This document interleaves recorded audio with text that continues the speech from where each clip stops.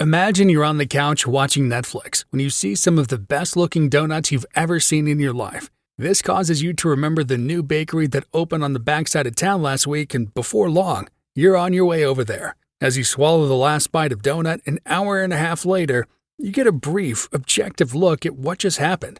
Then you smack your hand on your forehead and let out a whispering, "Damn it." Just 2 weeks ago, you began your diet. Now here you are inhaling donuts. But here's the thing. You don't even know how it happened, as if the donut fairy took over your body, put you in the car, and drove to the bakery. While it felt so out of your control that a donut fairy might seem like a plausible answer, what's just happened to you is something that happens to all of us every day. You became subject to your thoughts. Your Netflix show triggered the thoughts of donuts in your mind, and the next thing you know, at the command of your thoughts, you are making a beeline to the bakery. If you think about it, you'll quickly realize that we spend most of our day tending to these thoughts. We'll remember we have guests coming over this weekend and embark on a cleaning spree. We'll feel lazy and go for a run, and we'll think about donuts and hit up the bakery. And even when we aren't tending to them, we often run from them to avoid having to do so. We will run to some form of entertainment, such as Netflix, to give us a break from their constant chatter. I mean, that's what gives the entertainment industry its name. It's entertaining us from something. And that would be these very thoughts. Luckily, there's a tool we can use to regain control of our commanding thoughts, and that tool is known as meditation. When we meditate, we remove ourselves from the subjective seat of our thoughts and approach them more objectively. Instead of engaging with these thoughts as they arise, meditation is the act of watching them. It is when we remove our sense of identity from them, allowing us to sit back and watch as if they aren't even ours. We ask no questions, cast no judgment, and observe the thoughts that surface without acting them out. In doing so, we drastically change our relationship with them.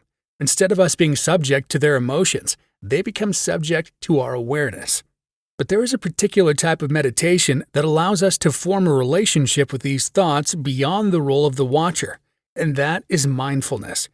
As opposed to blanket meditation, where we attempt to remain completely unengaged with thought, when we mindfully meditate, we begin to question their origins. The point is to identify what has caused us to think them, so we break free from the subjective clutch of the emotions that follow.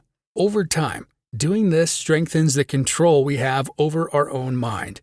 It allows us to become more selective of the thoughts we attach weight to and the ones we let dissolve. Allows us to hang on to the ones that make us feel good and let go of the ones that don't. Not to mention, when we identify the cause of the thoughts that don't make us feel good, we simultaneously unidentify with the thoughts themselves.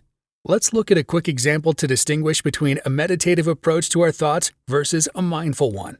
So, you set out to meditate. After plopping down at the foot of your bed, the thoughts begin rolling in. I should just do this later. I have too much to take care of. Or, why am I sitting on the floor anyways? If meditating, you'd simply attempt to bring your awareness to these thoughts without attaching your sense of identity to them. Your awareness of them would be the only relationship you construct. And when you begin having thoughts about your thoughts, you approach them the same way. It's like an offering to stillness. But what if you couldn't get those thoughts to leave? What if they become overwhelming and you can't find this stillness? Then you might want to try a mindful approach. To approach them mindfully, you'd engage with these thoughts in a kind, non-judgmental way by questioning their origins. You would simply smile when you realize these thoughts are no more than tactics being used by your mind in an attempt to make you get up and stop meditating. And instead of being driven by their impulses, you identify them as tricks your mind is playing on you. And that's the power of mindfulness. It allows us to prove to ourselves that we aren't at the mercy of the thoughts we think. It shows us that we can create a new relationship with them, one where we aren't subject to their emotions. In doing so, we feel much more in control of our thoughts and, in turn, much more comfortable in our own mind. I really appreciate your time. I hope you'll give this video a like if you enjoyed it. Also, check out my channel if you haven't already, and consider subscribing.